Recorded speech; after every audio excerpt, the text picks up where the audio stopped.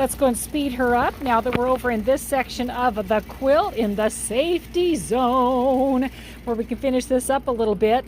I've slowed her down. I do this at times when I have a quilt that can be a little bit tricky. Anything that's in applique, I'm going to be watching and carefully monitoring all the way through.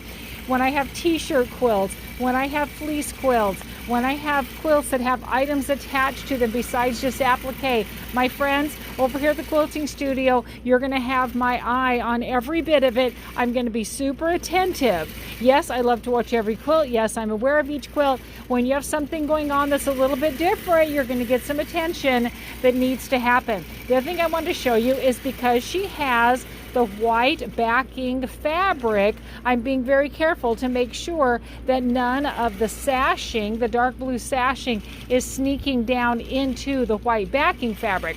Now, I don't have to worry about the other pieces because these are all appliqued on, so there's nothing going to be sneaking on underneath of there.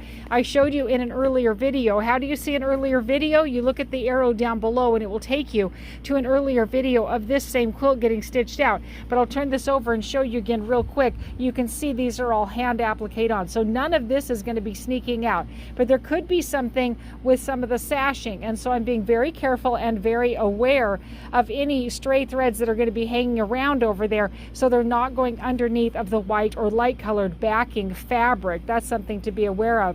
Also, I'm using my white batting because I want to emphasize the white backing fabric. Now, yes, if I had used my warm and natural, where it has the natural color, you wouldn't really have known the difference because it would have just been, you know, it just would have been, and it would have just had a little bit of a shadow to it, but you wouldn't have known the difference because you wouldn't have anything to compare it to. But because we do have that brilliant white backing fabric, I am using my warm and white fabric on there.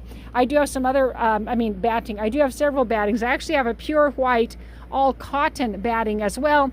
I have 100% bamboo, which is amazing. I have some that are higher polyester that work out great for wall hangings. They work out really nice for quilts that are just super big and super heavy, maybe t-shirt quilts. Some that are going to go out to be used at the beach. Those are always some nice options. So something to consider. And when you use my batting, of course, you only use as much as you need for the quilt itself. You're not going to have all these pieces hanging off that you're trying to figure out, what am I going to do with 12 inches of batting hanging off over there? I'll back up and just let you see another beauty shot of Cheryl's quilt, and then we'll move this down to the next section. I've got 2 more big rows to go, and I am being very aware and babysitting it all the way through.